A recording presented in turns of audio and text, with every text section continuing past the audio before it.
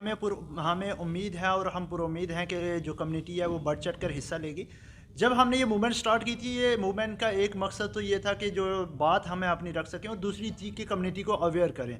और अल्हम्दुलिल्लाह कहीं ना कहीं जैसे हम जानते हैं कि कम्युनिटी हमारी अवेयर हुई है और उस कम्युनिटी अवेयरनेस से ये हुआ है कि लोग अपने हकूक़ के जो तहफ़्फ़ुज़ के लिए लड़ाई लड़ रहे हैं, जो लोग उनके साथ खड़े होने को तैयार हैं। तो इसलिए हमें भी ये उम्मीद है कि आने वाली महापंचायत को जिस तरह से श्रीनगर में महापंचायत में लोग आए थे, जिस तरह से मशाल मार्चेस में लोग आए थे, जिस तरह से यूनिवर्सिटी प्रोटेस्ट में लोग आए थे, जिस तरह से ट्राइबल मार्च में लोग आए थे, जिस तरह से लोगों ने घर घर मुहिम चलाई है, उससे हम पुरुम्मीद हैं कि जम्मू की महापंचायत एक ऐतिहासिक महापंचायत होने जा रही है। और उस महापंचायत का सीधा सा जो मकसद है वो सरकार से ये कहना है कि जो एक सरकार एंटी ट्राइबल बिल लेके आई है, जिसका किसी भी हक से कॉन्स्टिट्यूशन उससे लेना देना नहीं है, उसको विड्रॉ कर ले, उसको रिवोक कर ले और जो जी डी शर्मा कमीशन की रिपोर्ट है उसको सैक करके उस कमीशन को जो दोबारा से बनाया जाए और उसमें जो है ट्राइबल मेंबर्स भी ऐड किए जाएं। ये सब बातें हम महापंचायत में रखने वाले हैं। देखिए, हम ये 3 साल से ये लड़ाई कंटिन्यूसली लड़ रहे हैं। इसके फेसेस हमने डिवाइड करके एक बहुत ही स्ट्रेटेजिकल वे में, हमने डेमोक्रेटिक वे में ये लड़ाई लड़ी है।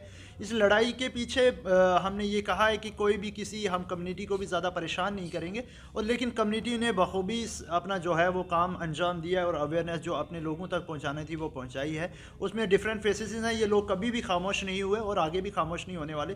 तब तक ये नहीं खामोश होने वाले जब तक वो विड्रा ना कर लिया जाए बिल।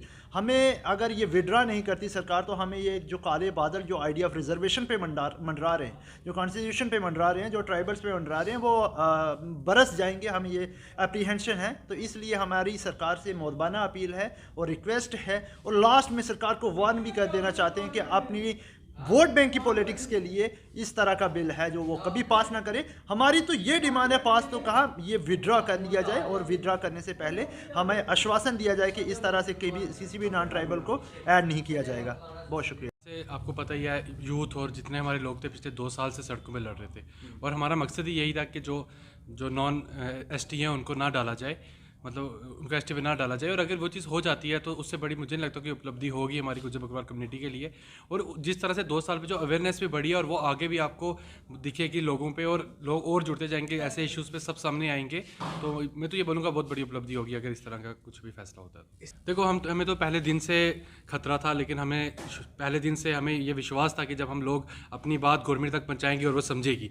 और कहीं ना कहीं पिछली बार अगर उन्होंने उस बिल को पास नहीं किया, उस पर कहीं ना कहीं वो समझी भी, और हमें इस बार भी है कि जो बिल ले भी आए, वो जो गलती से वो बिल ले भी आए, वो उस बिल को भी विड्रॉ कर दें, और वो मुझे लगता है कि समझेंगे। मुझे लगता है देखो, हमारा काम लड़ना था, हम लड़े, हमें अपने हकूक़ों के लिए लड़ना था, हम अपने हकूक़ों के लिए लड़े।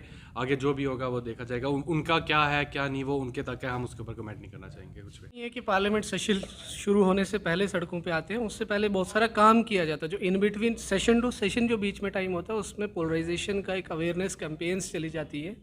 उसके बाद फिर डिफरेंट, जैसे हमारी सीरीज़ चली थी, प्रोटेस्ट चले थे पहले, प्रोटेस्ट के बाद ट्राइबल बचाओ मार्च चला, फिर उसके बाद कुछ देर उसको रोक के कल्मिनेट करके फिर दोबारा से अवेयरनेस कैंपेन्स चली, फिर दोबारा से हमारी कम्युनिटी के बीच में मीटिंग्स हुई, डिस्कस हुआ कि किस तरह किया जाना चाहिए।